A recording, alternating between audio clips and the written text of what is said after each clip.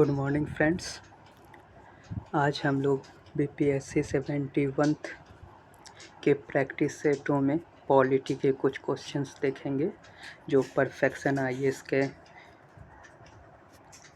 द्वारा दिया गया था। ताकि देखते हैं क्या क्या इनमें क्वेश्चंस है। क्वेश्चंस का लेवल मॉडरेट है। बिहार विधानसभा में चुनावों में अनुसूचित जातियों के लिए कितनी सीट आरक्षित है? तो बिहार विधानसभा में सीटों की संख्या है 243। 243 में अनुसूचित जातियों के लिए सीटों की संख्या है 38। Option number B. आप लोग हमें ये बताएंगे कि बिहार विधान परिषद में सीटों की संख्या कितनी है। इससे ये होगा कि अगर बिहार विधान परिषद से कोई भी क्वेश्चन आएगा तो वो आपसे छूटेगा नहीं। चलिए दूसरा क्वेश्चन देखते हैं। निम्नलिखित कथनों पर विचार कीजिए। राज्य के नीति निर्देशक तत्व सख्त नियमों की तुलना में अधिक दिशा निर्देश जैसे होते हैं। 2 में दिया हुआ है मौलिक अधिकार ऐसे वादे हैं जिन्हें निभाना अनिवार्य है। तो बताइए, सबसे पहले डीपीएसपी लिया किससे गया है? तो आयरलैंड से। और आयरलैंड ये भाग है चौथे भाग से इसका वर्णन किया गया है।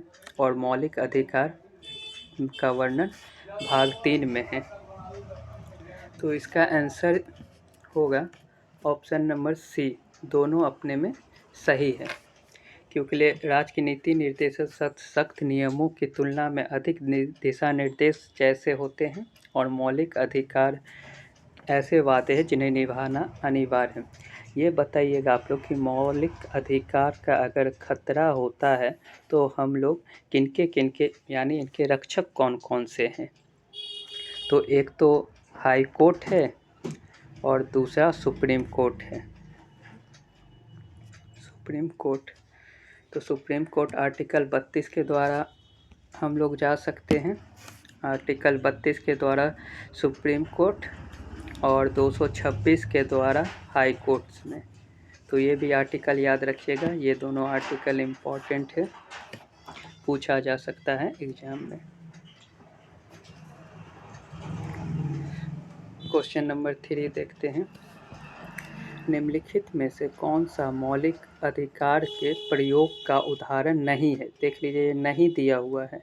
तो ये सब चीज़ देखते हुए करना है कि ऐसा नहीं कि नहीं दिया हुआ है और आप समझिएगा सही वाला। एक किसान अपनी खेती बेचकर व्यवसाय शुरू करता है। गुजरात का एक व्यक्ति महाराष्ट्र में जाकर बस सकता है। मतलब ये एग्जाम्पल देके बताया गया है कि इसमें आपको कौन कौन सा अधिकार है। तो खेती बेचकर व्यवसाय करना, ये इम्पोर्टेंट इसका लाइन है, मतलब मूल शब्द है। जाकर बसने, देखिए इसमें है महाराष्ट्र से जाकर बस जाता है, तो इसमें बसने की आज़ादी। एक व्यक्ति अपने माता पिता से संपत्ति विरासत में प्राप्त करता है। ये देखिए, एक व्यक्ति किसी भी धर्म में विश्वास करने से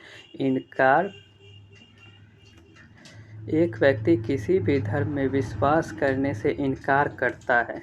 ये देखिए, बताइए इनका क्या होगा?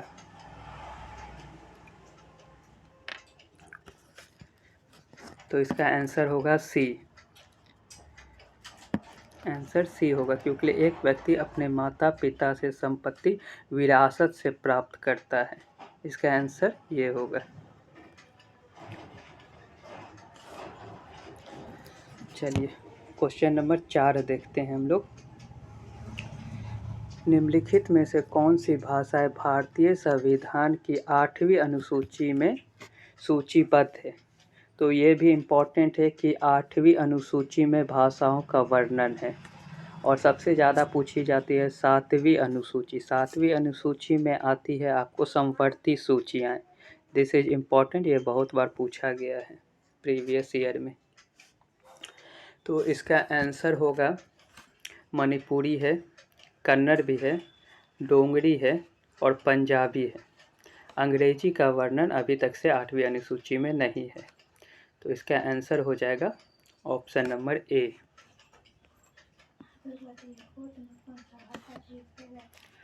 आइए 5वां क्वेश्चन हम लोग देखते हैं। 5वां क्वेश्चन में क्या है, निम्नलिखित में से किसने 5वीं अनुसूची के अंतर्गत किसी क्षेत्र को अनुसूचित क्षेत्र घोषित करने के मानदंड की सिफारिश की है। मतलब किसी भी क्षेत्र को अनुसूचित क्षेत्र घोषित किया जाता है तो इसका निर्णय कौन लेता है, ये आप लोग कमेंट में बताएंगे। उसके बाद ऑप्शन नंबर ए है घेवर आयोग, सरकारी आयोग, प्रथम प्रशासनिक सुधार आयोग, राजमन्ना समिति। तो इसका आंसर होगा घेवर आयोग। कुछ आयोग के भी क्वेश्चन आते हैं तो एक बार मैं आपको वो अलग से वो वीडियो करवा दूंगा जिसमें सिर्फ आयोगों और इम्पोर्टेंट उनके निर्णय रहेंगे। आइए 6ठा में हम लोग क्वेश्चन देखते हैं। 6ठा क्वेश्चन क्या है, भारत में निम्नलिखित पदों पर विचार कीजिए। भारत का नियंत्रक एवं महालेखक परीक्षक यानी सीएजी और सीएजी का इम्पॉर्टेंट आर्टिकल है 148। ये आर्टिकल याद रखिएगा, इसमें उनका वर्णन है सीएजी में। आप लोग मुझे ये बताइएगा सीएजी का कार्यकाल कितने वर्षों का होता है, कमेंट में कमेंट कीजिएगा।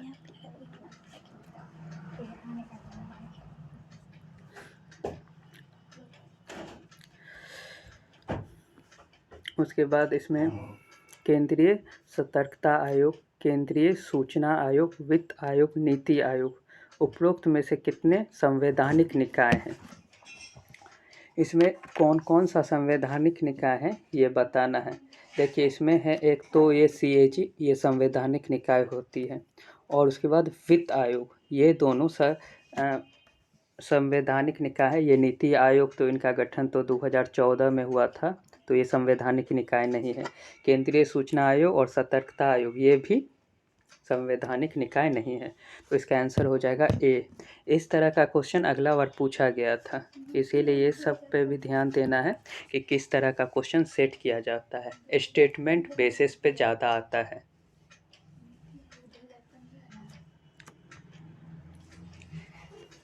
चलिए क्वेश्चन नंबर 8 देखते हैं हम लोग।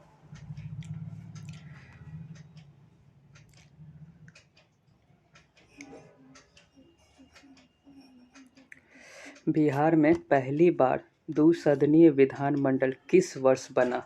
ये सब वन लाइनर है, ये सब डायरेक्ट आपको याद करना पड़ेगा, इसमें कोई भी ट्रिक व्रिक काम नहीं करेगा। तो इसका आंसर हो जाएगा 1937, 1937। द्विसदनीय से याद कर लीजिएगा 1937 होगा। आ जाते हैं हम लोग 8वें क्वेश्चन पे। नए राज्यों के निर्माण के लिए संवैधानिक संशोधन के किस प्रकार पर बहुमत की आवश्यकता होती है। जैसे देखिए कोई भी राज्य जब नए बनते हैं या किसी भी राज्यों को तोड़कर नया राज्य बनाया जाता है, जिसका सबसे अच्छा एग्जाम्पल है आप लोगों को बिहार झारखंड पहले एक था, फिर उसे झारखंड को तोड़कर जो अलग किया गया था तो उसमें एक बहुमत द्वारा अलग किया जाता है, संसद में पारित किया जाता है।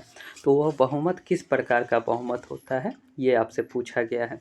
एक ऑप्शन नंबर ए साधारण है, 2/3 है और 3/3 है और 2/3 प्लस सभी राज्यों के आधे की पुष्टि। तो देखिए इसका आंसर होगा साधारण, क्योंकि इसमें ना ही राज्य को ज़्यादा शक्ति नहीं दी गई है, क्योंकि इसको केंद्र के द्वारा ही इसका निर्णय लिया जाता है। वो अपनी सहमति अगर कोई राज्य चाहे तो दे, नहीं तो नहीं दे, इसमें उसकी कोई भूमिका नहीं रहती है किसी भी। और इससे ही ये भी क्वेश्चन आप लोग याद रखेंगे कि अगर किसी भी राज्य का नाम सीमा परिवर्तन किया जाता है तो उसमें साधारण बहुमत का इस्तेमाल किया जाता है। आते हैं हम लोग क्वेश्चन नंबर 9 पे। क्वेश्चन नंबर 9 आप लोग भी पढ़िए, हम टाइम दे देते हैं 5 सेकंड तक कि आप आंसर अपने आप मन में सोच लें कि क्या आंसर इसका होना चाहिए। सर्वोच्च न्यायालय ने यह माना है कि निजी भवनों पर राष्ट्रीय ध्वज फहराना प्रत्येक नागरिक की मौलिक अधिकार है, यह किस अनुच्छेद के अंतर्गत आता है? इस पे हम स्टार मार्क दे रहे हैं। दिस इज इम्पॉर्टेंट क्वेश्चन और अभी तुरंत हाल ही में 15 अगस्त हुआ है तो और हर घर तिरंगा भी अपनाया गया है, तो ये इम्पॉर्टेंट पूछा जा सकता है। देखिए इसमें सबसे ज़्यादा आपको कन्फ्यूजन होगा 19(1) का ए और 21 का, लेकिन इसका आंसर होगा 19(1) का ए। सर्वोच्च न्यायालय ने यह अभिव्यक्ति की स्वतंत्रता के द्वारा दी गई थी, तो इसका ऑप्शन नंबर 19(1) का ए होगा, यानी option number B. This is important question, इस पर आप लोग ध्यान देंगे थोड़ा सा। आ जाते हैं क्वेश्चन नंबर हम लोग 10 पे। देखिए ये सब वन लाइनर क्वेश्चन भी है ना, वन लाइनर तो ये आपको अगर टफ एग्जाम होगा तो उस पर स्टेटमेंट बेसिस पे आप लोग को मदद करेगा एलिमिनेट करने के लिए, तो इन सब पे भी ध्यान देना है ज़्यादा। और हालांकि तो परफेक्शन IAS द्वारा बनाया गया है, तो क्वेश्चन का लेवल मॉडरेट टू ईजी रखा गया है इस बार। भारत का संविधान दिवस कब मनाया जाता है? दिस इज ईजी क्वेश्चन, इसे बोलेंगे हम लोग। आप लोग बताइए इसका क्या होगा। तो 26 नवंबर होगा, क्योंकि 26 नवंबर 1949 को अपनाया गया था। उसी दिन इसे इसके द्वारा मतलब उसी दिन को हम लोग संविधान दिवस बनाते हैं। आते हैं हम लोग क्वेश्चन नंबर 11 पे। भारत संविधान का स्वरूप कैसा है? बताएंगे आप लोग। ऑप्शन है संघीय, एकात्मक, संसदीय। स्वरूप में संसदीय किंतु भावना में एकात्मक। इसका आंसर बताइए आप लोग, सोचिए थोड़ा क्या हो सकता है। देखिए यहाँ पे अगर संघीय, एकात्मक, संसदीय और स्वरूप में संघीय किंतु भावना में एकात्मक, देखिए सबसे सटीक ऑप्शन नंबर डी है। अगर ऑप्शन नंबर डी नहीं रहता तो हम लोग ऑप्शन नंबर ए लगाते, लेकिन ऑप्शन नंबर को एकदम क्लियर डी में लिख दिया गया है। स्वरूप में संघीय किंतु भावना में एकात्मक, मतलब स्वरूप को देखिएगा आप संघीय होगा किंतु अगर किसी भी वर्क करने के लिए एकात्मक उसमें होता है, तो इसका ऑप्शन नंबर सबसे सटीक डी होगा। अगर डी नहीं रहता तो हम लोग ए के साथ जाते। चलिए क्वेश्चन नंबर 12 पे हम लोग आते हैं। पंचायती राज प्रणाली का उल्लेख कहाँ किया गया है?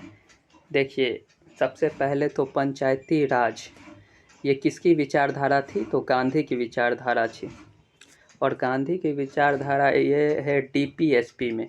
इसका वर्णन DPSP में दिया गया है आर्टिकल 40 के द्वारा। ये आर्टिकल भी बहुत इम्पोर्टेंट है, आर्टिकल बहुत बार पूछा गया है इससे पहले। इसका ऑप्शन देखते हैं। ऑप्शन ए है संघ सूची, राज सूची, समवर्ती सूची।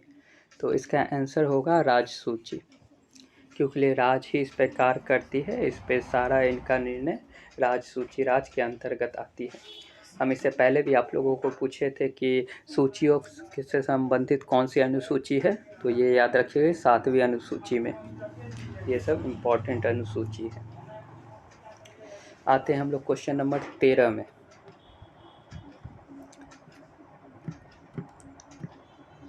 क्वेश्चन नंबर 13 है राष्ट्रपति।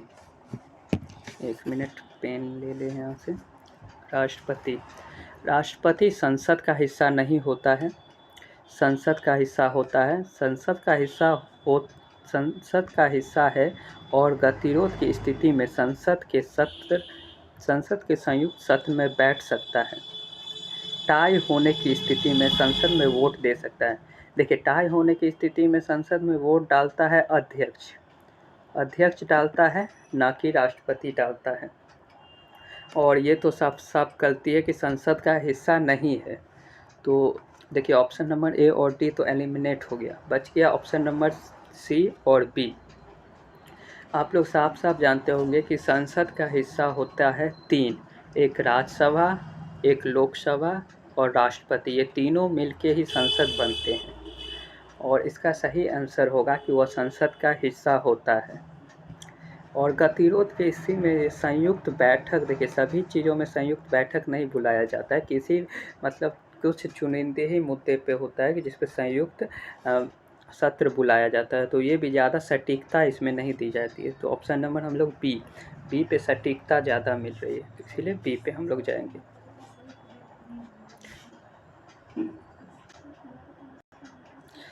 आते हैं हम लोग क्वेश्चन नंबर 14 पे। निम्नलिखित में से कौन सा मुद्रा बाजार की मुख्य विशेषता है?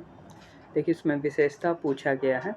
मुद्रा बाजार की मुख्य विशेषता दीर्घकालीन ऋण लेना और देना, उच्च चूक जोखिम, अल्पकालीन ऋण लेना और देना, संसाधनों की कमी की तरलता। तो इसमें देखिए दीर्घकालीन ऋण लेना और देना होगा और इसके साथ होगा अल्पकालीन ऋण लेना और देना। तो इसका आंसर हो जाएगा ए इज करेक्ट। आते हैं हम लोग 15 नंबर क्वेश्चन पे। वित्तीय बाजार की मुख्य उद्देश्य क्या है? उच्च दरें तय करना, पूंजी जुटाने में सुविधा प्रदान करना, मुद्रास्फीति को नियंत्रण करना, सरकारी ऋण का प्रबंधन करना। तो वित्तीय बाजार की मुख्य कार्य जो होती है पूंजी जुटाने में सुविधा प्रदान करना। इसके द्वारा कई सारा जैसे आगे आप लोग देख लीजिएगा लोन अब तो काफ़ी आसानी से मिल जाती है, पहले में इसमें दिक्कत होता था। तो ये वित्तीय बाजार के मुख्य उद्देश्य में है। तो इसका आंसर ऑप्शन नंबर बी। तो इस वीडियो में हम लोगों ने कवर किए 15 क्वेश्चन।